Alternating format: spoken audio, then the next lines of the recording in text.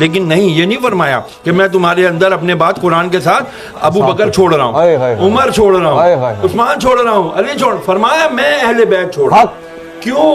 اس کی سب سے بڑی وجہ، صحابہ بھی وفات پا گئے، کئی صحابہ نے شادیاں نہیں کی، کئی اصحاب کے اولاد ہی نہیں ہیں، لیکن اللہ نے قرآن میں وعدہ کیا ان شانیہ کا هو الابتر، اے محبوب تیرا دشمن ہی بے نام رہے گا لیکن تیری آل چلے گی، تیری آل چلے گی، قیامت تک سید ہوگا، آئے گا آخری سید جس کا نام مہدی ہوگا، محمد ہوگا، وہی آ کر کے پھر دجال کو بھی مارے گا، وہی آ کے جب حضرت عیسیٰ علیہ السلام کو بھی کلمہ پڑھا کر کے وہ کہیں گے کہ اب میں لا الہ الا اللہ محمد رسول اللہ کا کلمہ پڑھتا ہوں۔ اب بات آ جاتی ہے یہاں پر کہ ہم کیوں نہیں سناتے کربلا کا، چھوڑ دیا ہے کربلا کے، شیعوں کا کام ہے یہ، تو ہمارا کام نہیں ہے۔ یہ کس نے کہہ دیا کہ یہ خالی کربلا اہل بیت نبی کی آل صرف شیعوں کا ٹھیکہ ہے؟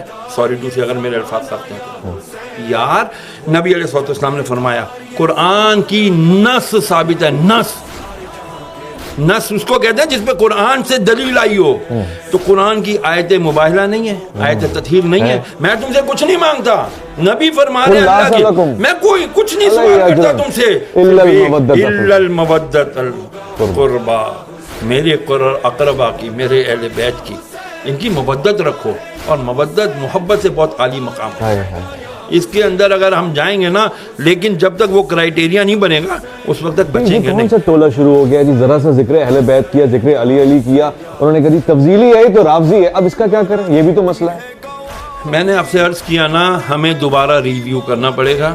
میں تمام علماء اہل سنت سے ہاتھ جوڑ کر، میں حقیر فقیر آدمی طالب علم ہوں، میری کوئی اوقات نہیں ہے، صرف ہاتھ جوڑ کے جید علماء سے، بڑے علماء اکرام سے عرض کروں گا، خدا کے لیے ایک تو ہم اپنا ایگو، انا کا خول توڑیں، گردن میں جو سریے ہیں ان کو ہاتھ جوڑ کر عاجزانہ آپ کی جوتیاں پکڑ کر عرض کرتا ہوں، خدا کے لیے بیٹھیں۔ ہماری آج آنے والی نوجوان نسل کو نہیں پتا کہ بھائی مولا علی کون ہے، مولا حسین کون ہے، حضرت امام حسن کون ہیں، نہیں پتا رسول کی اہل بیت کون ہیں، ان کو نہیں پتا۔ اگر ان کو پتہ کرنا ہوتا ہے تو وہ اٹھاتے ہیں اور کس کے بیانات سنتے ہیں؟ وہ اہل تشیع علماء کرام کے بیانات سنتے ہیں، بہت بڑے بڑے نام ہیں، میں شہنشاہ نقوی صاحب کو بہت اچھے سے جانتا ہوں، میں مسعودی صاحب کو بہت اچھے سے جانتا ہوں، میں باقر صاحب کو جانتا ہوں، بہت بڑے بڑے علماء ان کے ہیں، لیکن کیا عوام علماء اہل سنت اپنی اس جو بھی کمی ہے اس کو ختم نہیں کر سکتے؟ میری التجا ہے، خدا کے لیے تفضیلیت کا لیبل ہر ایک کے اوپر نہ لگائیں۔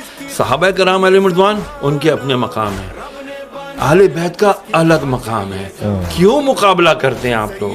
خدا کے لیے نہ مقابلہ کریں، یہ مقابلے بازی کا کام ہے ہی نہیں۔ اللہ اکبر۔ یار جب ویسے آپ اس بات کو قبول کرتے ہیں، سچا سوال، حضور نے ہم نے اہل بیت کو چھوڑا تھا، انہیں تعارف فیکم ثقلین کتاب اللہ و عترتی، اور ہم نے بھی اہل بیت کو چھوڑ ہی دی۔ دیکھیں کرائیٹیریا دے دیا، ایک اصول دے دیا، قرآن کو پکڑے رہو گے ہدایت پر رہو گے، قرآن کے ساتھ دوسری چیز کیا چھوڑی؟ اہل بیت پکڑو گے تو ہدایت پر رہو گے۔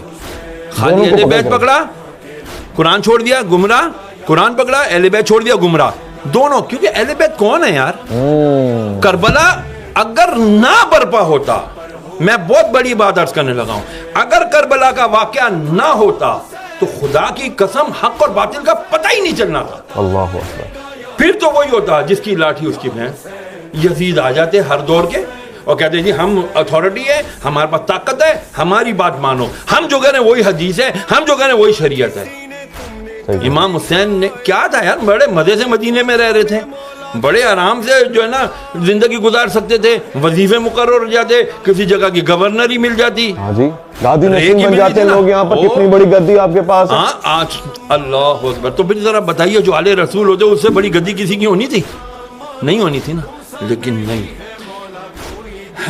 کہتے ہیں نا جن کو دھوکے سے کوفے بلایا گیا، جنہیں بیٹھے بٹھائے ستایا گیا، جن کی گردن پہ خنجر چلایا گیا، اس حسین ابن حیدر پہ لاکھوں سلام۔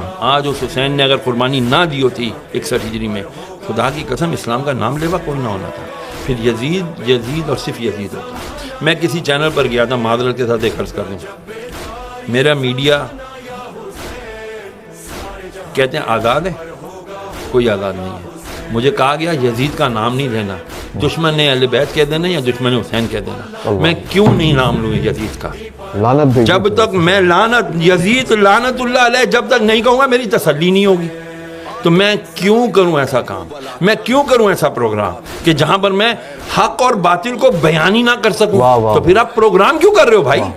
आपका मकसद, आप सिर्फ अपनी फॉर्मेलिटी पूरी कर रहे हो। तो फिर ऐसी फॉर्मेलिटी अल्लाह मुंह पे मारेगा, ऐसी नमाजें ऐसी इबादतें अल्लाह मुंह पे मारेगा, नहीं चलेंगी भाई। तो फिर मैं भी सोचूं कि मैं फिर ऐसे प्रोग्रामों में क्यों जाऊं कि जहां पर मैं हक और बातिल का नाम ही ना ले सकूं। और वो 1400 साल पुराने यजीद का नाम लेते हुए घबरा रहे हैं, तो मौजूदा यजीद के तो ये तलवे चाटेंगे। तो वो यही रहा है सिस्टम, आपके सारे यजीदी चला रहे हैं बदकिस्मती से। और फिर हम कहते हैं जी हम अहले बैत के मानने वाले हैं, हम रसूलुल्लाह के जन्नत रसूलुल्लाह की, ऐसे नारों से जन्नतें मिलने लगी ना तो बड़े बड़े, वो क्या शेर है इकबाल का कि वो हो तो वो भी